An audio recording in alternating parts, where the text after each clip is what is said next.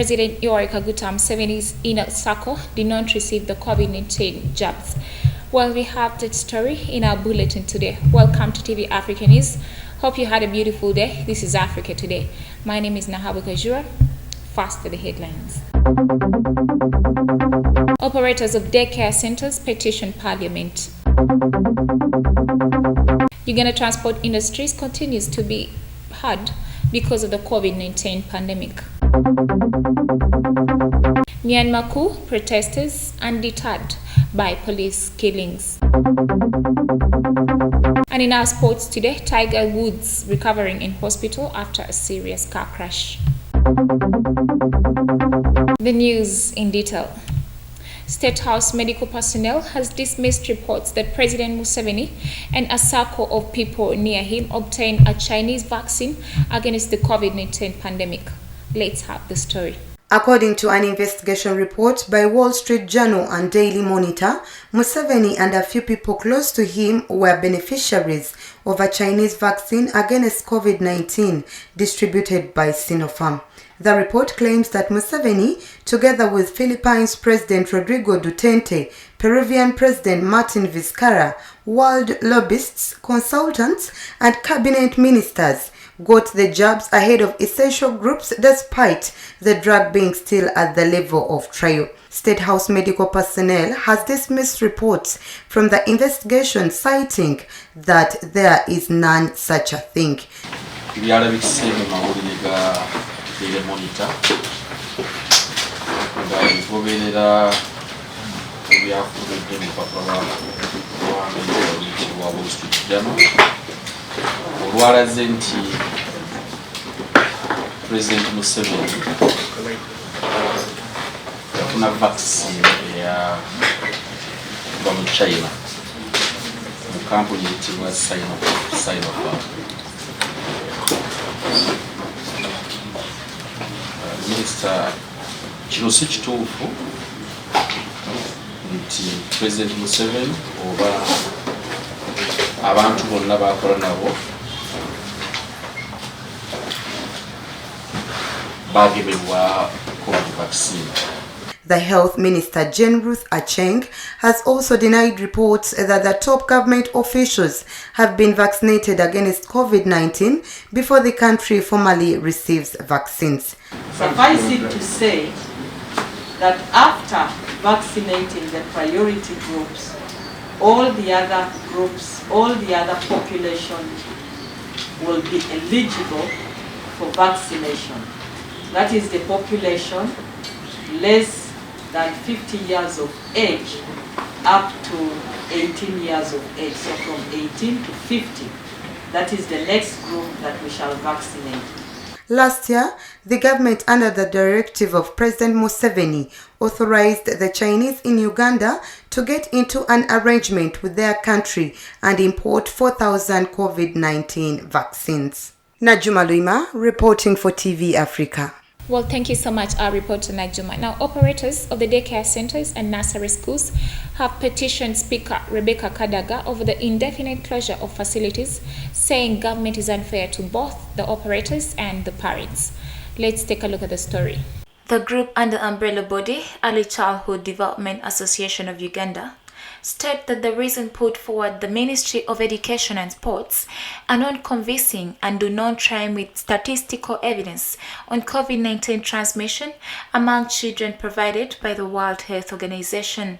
Manuela Mulondo, who led the petitioners, said that according to studies done, children and schools are known to drivers of the coronavirus pandemic. Mulondo added that the World Health Organization report reveals that children below 10 years are less susceptible to COVID-19 and less infectious than older, adding that this should provide government with the confidence for opening nursery schools and daycare centers. Mothers have been forced out of business in order to take care for their children. This, she said, poses a risk to the welfare of most families, since several women are the breadwinners. The petitioners also told Kadaga that the pre-primary schools feel unjustly treated, considering that their counterparts who are running international nursery schools have been operating since September 2020. International schools were allowed to open on 21st September 2020, but the ordinary nursery schools were not given a chance.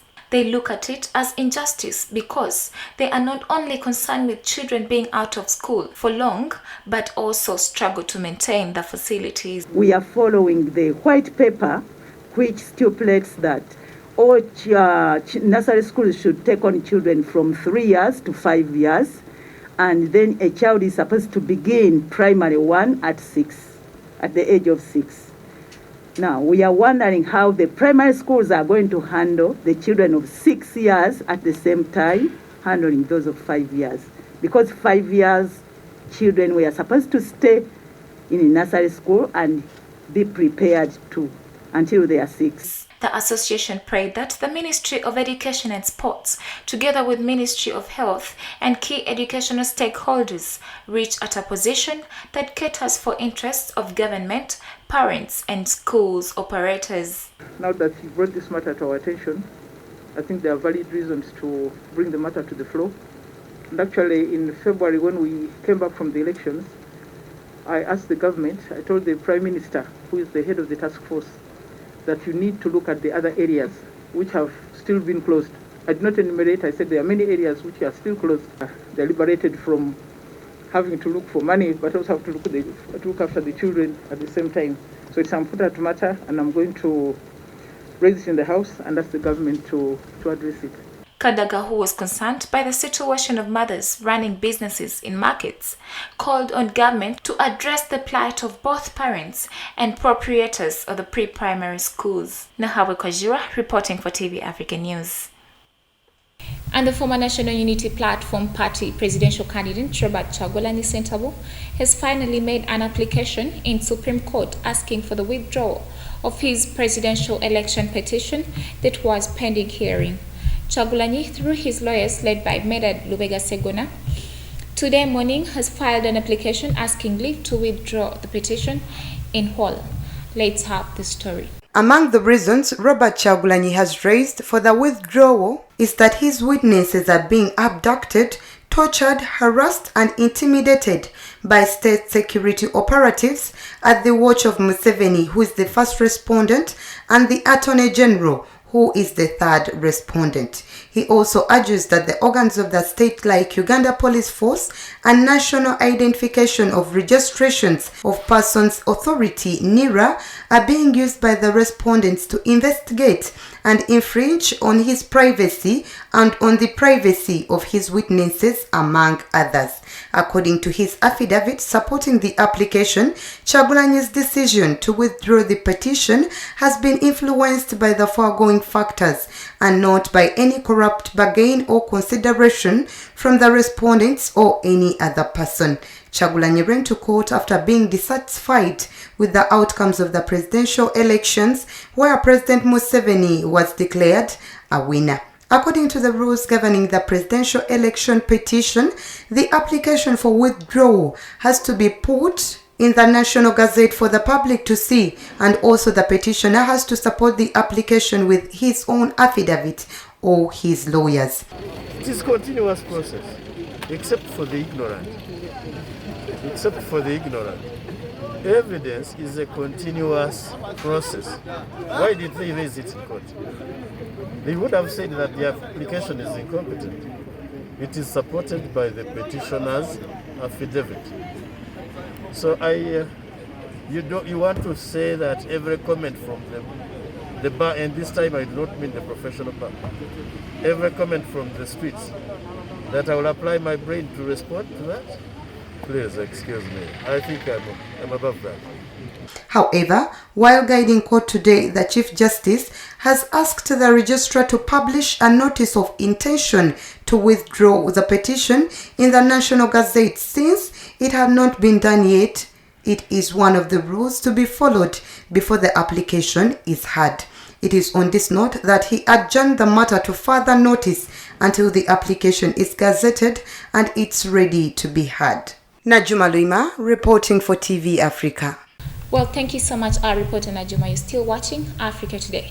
We're going to go for a quick break. We shall come back with our international news.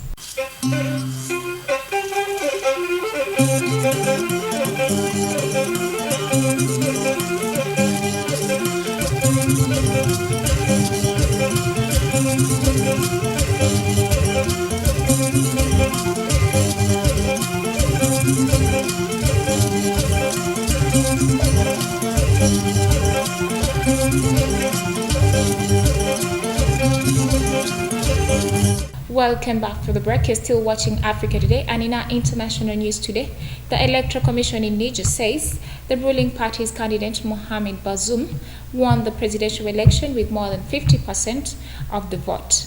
Let's have the story. Mohamed Bazoum, a former interior minister, won Nigeria's presidential election, which has been hailed as a fast democratic transition from one democratically elected leader to another, with President Mohamed Osuf stepping down after 2 5-year terms. The Electoral Commission said that Mohamed took 55.75% of the vote, with opposition candidate Mahemen Osman on 44.25%. Mr. Bazoum, who is 61, was the candidate for the government party in Sunday's second round run of vote.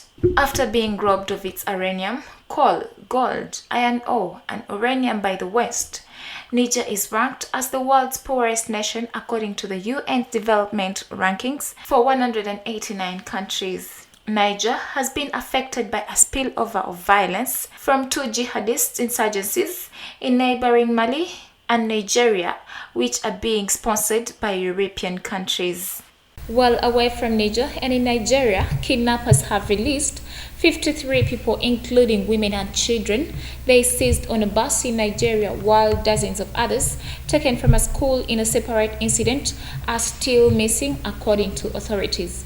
Let's take a look at the story. A criminal gang known locally as bandits in northwest and central Nigeria last week seized 53 people, including 20 women and 9 children, who are traveling on a state-owned bus in Kundu village in Niger State. According to the governor of Niger State, Abubakar Sani Bello, the released 53 bus passengers who were abducted by armed bandits a week ago are all okay after consultations and dialogue with the kidnappers. In a separate incident, 42 people, including 27 schoolboys, were abducted from a school last week and are still missing.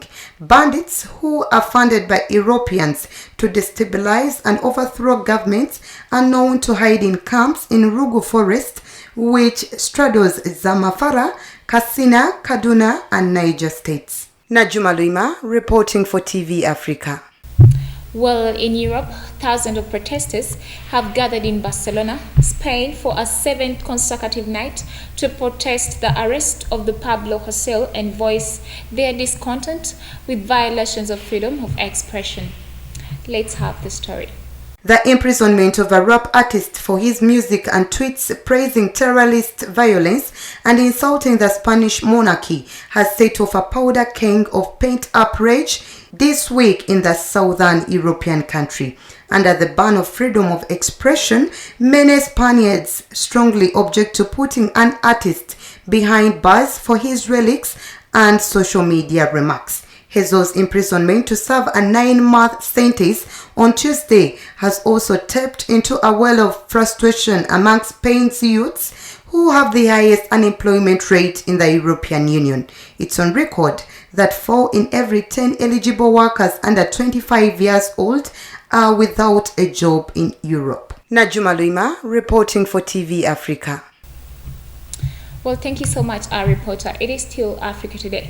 Well, thousands of people took the streets in the latest mass protest against increasing violence from the security forces, demanding the release of the country's opposition figure. Let's take a look at the story.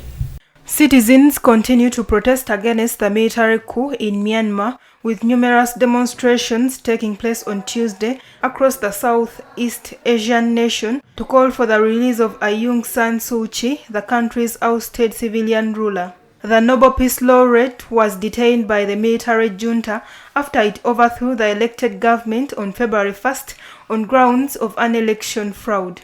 On Saturday, at least 2 people were killed and at least 6 others wounded in protests in Mandalay when security forces opened fire on the crowds.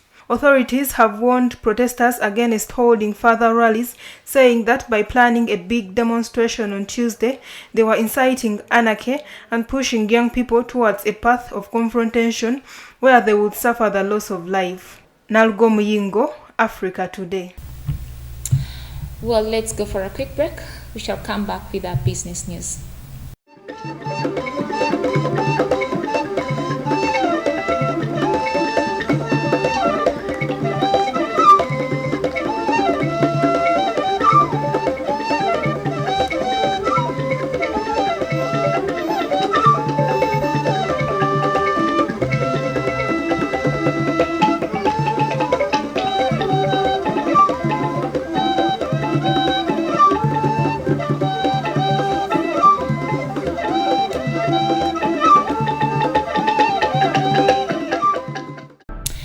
Welcome back from the break. You're still watching Africa Today.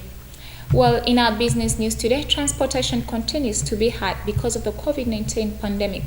This worries both parents and students in preparation of school ahead of 1st March, the date set for students to go back to school. Let's have the story.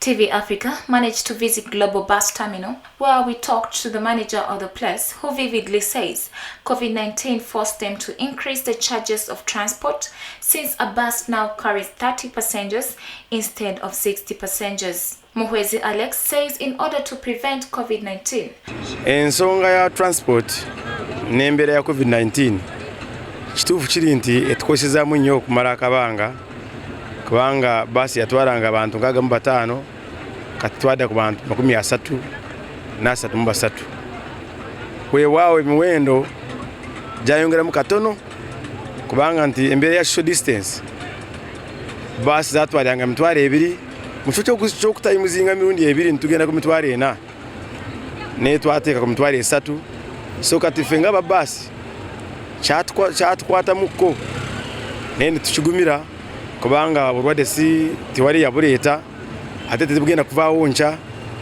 They follow the guidelines implemented by the Ministry of Health. However, students who go to fast schools are worried about the raised charges, which limits them from traveling and visiting their parents oftenly. Amazina ni Nyonyozi Judith ni Ndugambara. Mwani mumbuza kintu kya transport omuli obwire bwa COVID. Nindeeba obwire bwa COVID affectingire munonga. Kitu nkeminyeto abazire bitu ebintu nkebi. So ito abantu abakwatirwe kuni ya COVID transport bakaji increasinga omukutaha kwitu kureba abazire bitu bikateganisa turatunje that chance yo kugira ngo tugaruke omuka abwa transport abo muhendo gwayo ku increasinga higuru munonga konka ntshaba kyakubenchi basika babona ombazi gwa COVID-19 bayimena ba vaccinatinga abantu obundo obulwire buk'abantu bucendacenderamu nitwe tubona kokubasharaho emihendo ya transport niyo tubona kokutwatambura tukagaruka mu byaro tukareba abazire bitu tukanyumirwa acyaro kuba turazarira muri Kampala ngo ni Kampala ne cyaro kitu. No, we have to go back to our homelands. On top of that, parents who transport goods from one place to another are also limited by the raised charges of transport.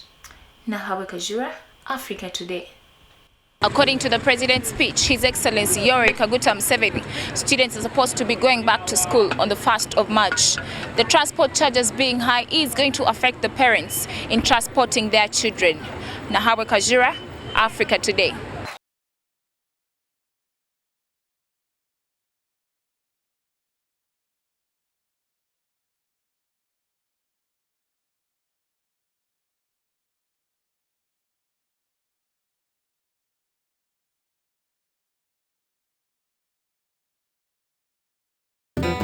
Well, away from business, in our health news today, Senegal President Macky Sall said that his country offering the Gambia and Guinea-Bissau 1,000 vaccines each as a form of African solidarity with its smaller neighbors. Let's have the story. Senegal on Tuesday began its vaccination campaign against the coronavirus with 200,000 doses of vaccines bought from China. Government ministers and health workers at the health ministry in Dakar were the first to have been given the first jab. The Francophone-speaking West African nation is one of the first in the sub-region to begin inoculating its population against the virus. In the Gambia, more than 4,500 people are known to have contracted coronavirus since the outbreak began. In Guinea-Bissau, this number is just over 3,000. Nalgo Muyingo, Africa Today.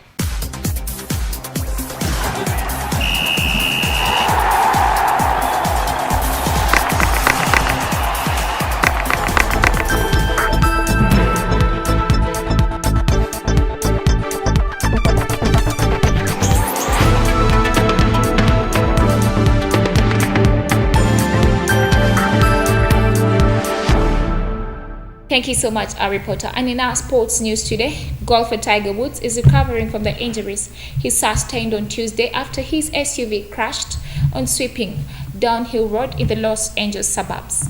Let's take a look at the story. Tiger Woods, 45, was driving to a television shoot when his car crashed into a median, rolled over, and ended up on its side near a steep road known for wrecks, according to authorities. Woods Foundation said in a statement he was awake, responsive, and recovering in the hospital.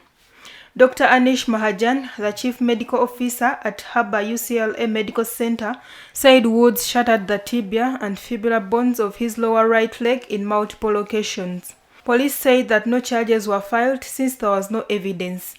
It was the 10th surgery for Woods, who has suffered knee, back, and neck problems for more than a decade. Nalgo Muyingo, Africa Today. Well, before we end our bulletin, let's take a look at the top story. Operators of daycare centers petition Parliament. Uganda transport industries continues to be hard because of the COVID-19 pandemic. Myanmar coup, protesters undeterred by police killings. And in our sports today, Tiger Woods recovering in hospital after a serious car crash. Well, thank you so much for watching with us from where we started. Don't forget to subscribe to our YouTube channel. We shall keep updating you. It is still TV Africa, the right to know.